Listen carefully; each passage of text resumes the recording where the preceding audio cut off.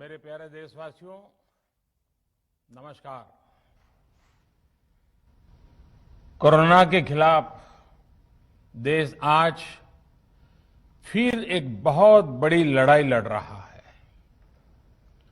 कुछ सप्ताह पहले तक स्थितियां संभली हुई थी और फिर एक कोरोना की दूसरी वेव तूफान बनकर आ गई। जो पीड़ा आपने सही है, जो पीड़ा आप सह रहे हैं, उसका मुझे पूरा एहसास है। जिन लोगों ने बीते दिनों में अपनों को खोया है, मैं सभी देशवासियों की तरफ से उनके प्रति संवेदनाएं व्यक्त करता हूं। परिवार के एक सदस्य के रूप में मैं आपके दुख में शामिल हूं। चुनौती बड़ी है, लेकिन हमें मिलकर अपने संकल्प, अपने हौसले और तैयारी के साथ इसको पार करना है। साथियों, अपनी बात को विस्तार देने से पहले मैं देश के सभी डॉक्टरों, मेडिकल स्टाफ, पैरामेडिकल स्टाफ, हमारे सभी सफाई कर्मचारी भाई बहन, हमारे एम्बुलेंस के ड्राइवर्स, हमारे सुरक्षा बल, पुलिसकर्मी, सभी की सराहना करूंगा। आपने कोरोना की पहली वेव में भी अपना जीवन दांव पर लगाकर लोगों को बचाया था। आज आप फिर इस संकट में अपने परिवार, अपने सुख, अपनी चिंता छोड़कर दूसरों का जीवन बचाने में दिन रात जुटे हुए हैं।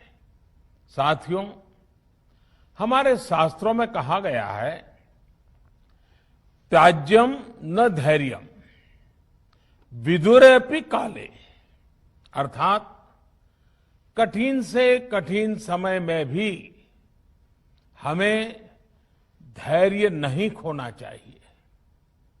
किसी भी परिस्थिति से निपटने के लिए हम सही निर्णय लें, सही दिशा में प्रयास करें, तभी हम विजय हासिल कर सकते हैं। इसी मंत्र को सामने रखकर आज देश दिन रात काम कर रहा है।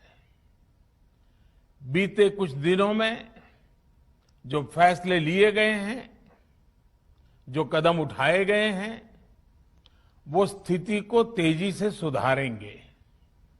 इस बार कोरोना संकट में देश के अनेक हिस्से में ऑक्सीजन की डिमांड बहुत ज्यादा बढ़ी है। इस विषय पर तेजी से और पूरी संवेदनशीलता के साथ काम किया जा रहा है। केंद्र सरकार, राज्य सरकारें, प्राइवेट सेक्टर, सभी की पूरी कोशिश है कि हर जरूरतमंद को ऑक्सीजन मिले। ऑक्सीजन प्रोडक्शन और सप्लाई को बढ़ाने के लिए भी कई स्तरों पर उपाय किए जा रहे हैं। राज्यों में नए ऑक्सीजन प्लांट्स हो, 1 लाख नए सिलेंडर पहुंचाने हो, औद्योगिक इकाइयों में इस्तेमाल हो रही ऑक्सीजन का मेडिकल इस्तेमाल हो, ऑक्सीजन रेल हो, हर प्रयास किया जा रहा है। साथियों, इस बार जैसे ही कोरोना के केस बढ़े, देश के फार्मा सेक्टर ने दवाइयों का उत्पादन और बढ़ा दिया है। आज जनवरी फरवरी की तुलना में देश में कई गुना ज्यादा दवाइयों का प्रोडक्शन हो रहा है। इसे अभी और तेज किया जा रहा है। कल भी मेरी देश की फार्मा इंडस्ट्री के बड़े जो प्रमुख लोग हैं, उसके जो एक्सपर्ट लोग हैं, उनसे बहुत लंबी चर्चा हुई है। प्रोडक्शन बढ़ाने के लिए हर तरीके से दवाई कंपनियां की मदद ली जा रही है। हम सौभाग्यशाली हैं कि हमारे देश के पास इतना बड़ा मजबूत फार्मा सेक्टर है जो बहुत अच्छी और तेजी से दवाइयां बनाता है। इसके साथ ही अस्पतालों में बेड की संख्या को बढ़ाने का भी काम तेजी से चल रहा है। कुछ शहरों में ज्यादा डिमांड को देखते हुए विशेष और विशाल कोविड हॉस्पिटल बनाए जा रहे हैं। साथियों, पिछले वर्ष जब देश ने कोरोना के कुछ ही मरीज सामने आए थे, उसी समय भारत में कोरोना वायरस के खिलाफ प्रभावी वैक्सीन के लिए काम शुरू कर दिया था। हमारे वैज्ञानिकों ने दिन रात एक करके बहुत कम समय में देशवासियों के लिए वैक्सीन विकसित की है। आज दुनिया की सबसे सस्ती वैक्सीन भारत में है। भारत की कोल्ड चेन व्यवस्था के अनुकूल वैक्सीन हमारे पास है। इस प्रयास में हमारे प्राइवेट सेक्टर ने इनोवेशन और एंटरप्राइज की भावना का बेहतरीन प्रदर्शन किया है। वैक्सीन की अप्रूवल्स और रेगुलेटरी प्रोसेसेस को फास्ट ट्रैक पर रखने के साथ ही सभी साइंटिफिक और रेगुलेटरी मदद को बढ़ाया गया है। यह एक टीम एफर्ट है जिसके कारण हमारा Bharat 2 made in India vaccine के साथ दुनिया का सबसे बड़ा टीकाकरण अभियान शुरू कर पाया। टीकाकरण के पहले चरण से ही गति के साथ ही इस बात पर जोर दिया गया कि ज्यादा से ज्यादा क्षेत्रों तक, जरूरतमंद लोगों तक वैक्सीन पहुंचे। दुनिया में सबसे तेजी से भारत में पहले 10 करोड़, फिर 11 करोड़ और अब 12 करोड़ वैक्सीन डोज दिए गए हैं। आज कोरोना से इस लड़ाई में हमें हौसला मिलता है कि हमारे health care workers, frontline corona warriors और सीनियर सिटीजन्स के एक बड़े हिस्से को वैक्सीन का लाभ मिल चुका है। साथियों, कल ही वैक्सीन को लेकर हुए एक और अहम फैसला भी हमने किया है। 1 मई के बाद से 18 वर्ष के ऊपर के किसी भी व्यक्ति को वैक्सीनेट किया जा सकेगा। अब भारत में जो वैक्सीन बनेगी उसका आधा हिस्सा सीधे राज्यों और अस्पतालों को भी मिलेगा। इस बीच गरीबों, बुजुर्गों, निम्न मध्यम वर्ग के लोग 45 वर्ष की आयु के ऊपर के व्यक्तियों के लिए केंद्र सरकार का जो वैक्सीन कार्यक्रम चल रहा है वो भी उतनी ही तेजी से जारी रहेगा। पहले की तरह ही सरकारी अस्पतालों में मुफ्त वैक्सीन मिलती रहेगी, जिसका फायदा, जैसा मैंने कहा, हमारे गरीब परिवार हो, हमारे मध्यम वर्ग, निम्न मध्यम वर्ग के परिवार हो, वो उनका लाभ उठा सकेंगे। साथियों, हम सभी का प्रयास जीवन बचाने के लिए है, और जीवन बचाने के लिए तो है ही, प्रयास से भी ये है कि आर्थिक गतिविधियां और आजीविका कम से कम प्रभावित हो। प्रयास का तरीका यही रखा जाए।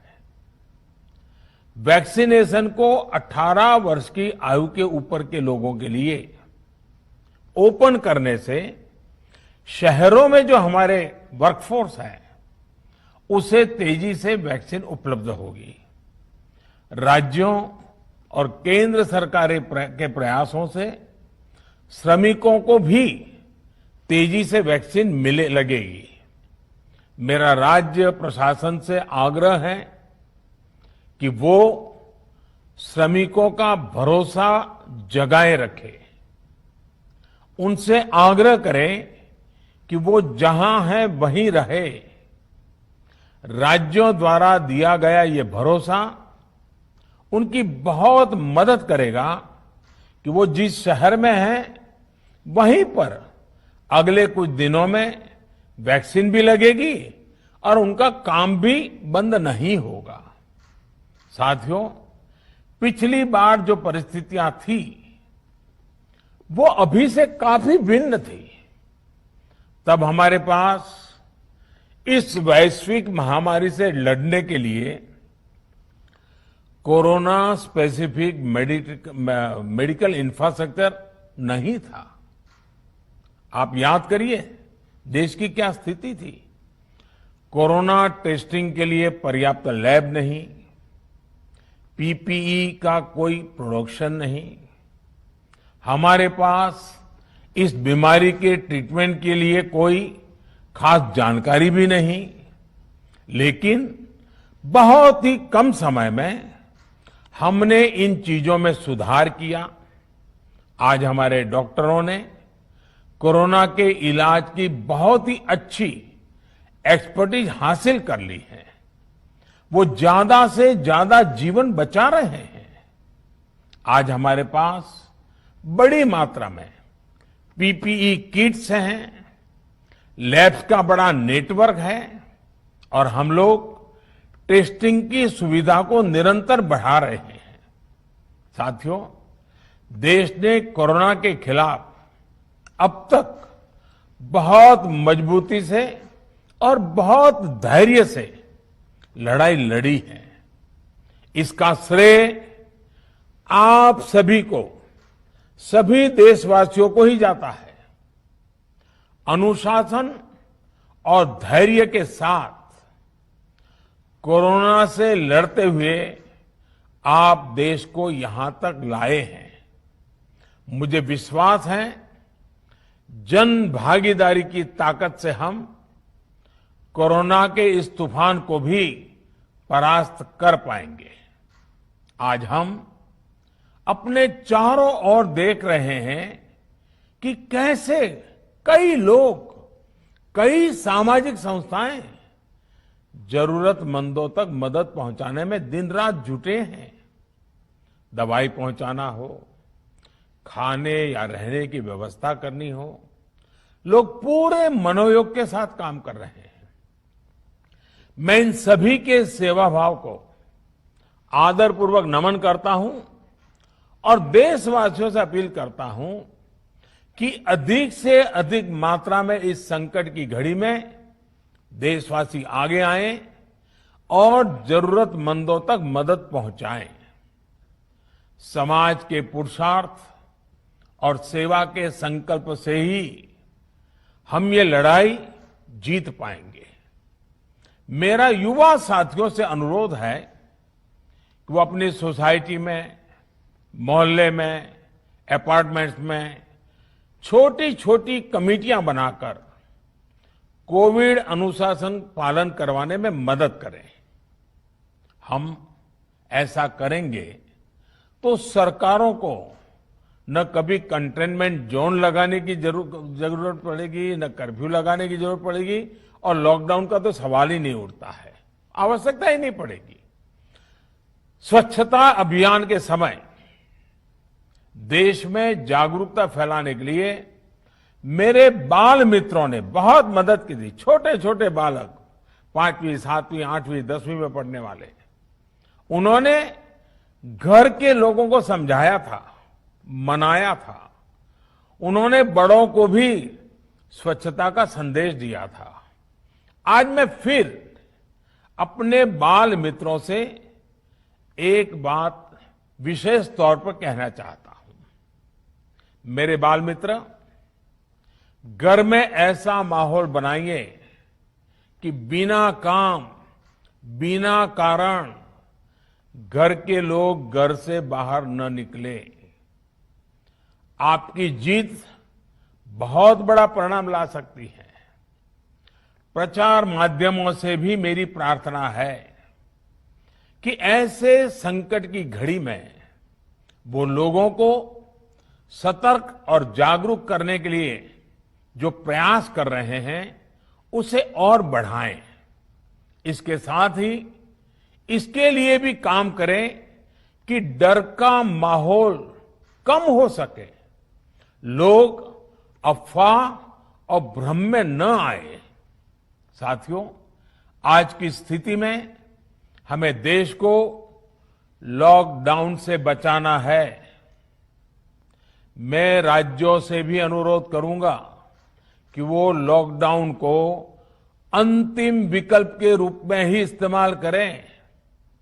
लॉकडाउन से बचने की भरपूर कोशिश करनी है और माइक्रो कंटेनमेंट जोन पर ही ध्यान केंद्रित करना है। हम अपनी अर्थव्यवस्था की सेहत भी सुधारेंगे और देशवासियों की सेहत का भी ध्यान रखेंगे। साथियों, आज नवरात्रि का आखिरी दिन है। कल रामनवमी है और मर्यादा पुरुषोत्तम श्री राम का हम सभी को यही संदेश है कि हम मर्यादाओं का पालन करें। कोरोना के इस संकट काल में कोरोना के बचने के जो भी उपाय है, कृपया करके उनका पालन 100% करिए। दवाई भी, कड़ाई भी, इस मंत्र को कभी भी भूलना नहीं है। ये मंत्र जरूरी है, वैक्सीन के बाद भी जरूरी है। रमजान के पवित्र महीने का भी आज 7वां दिन है। रमजान हमें धैर्य, आत्मसंयम और अनुशासन की सीख देता है। कोरोना के खिलाफ जंग जीतने के लिए अनुशासन भी, उसकी भी उतनी ही जरूरत है। जब जरूरी हो तभी बाहर निकले। कोविड अनुशासन का पूरा पालन करें। मेरा आप सभी से यही आग्रह है। मैं आपको फिर ये भरोसा देता हूं, आपके इस साहस, धैर्य और अनुशासन के साथ जुड़कर आज जो परिस्थितियां हैं उन्हें बदलने में देश कोई कोर कसर नहीं छोड़ेगा।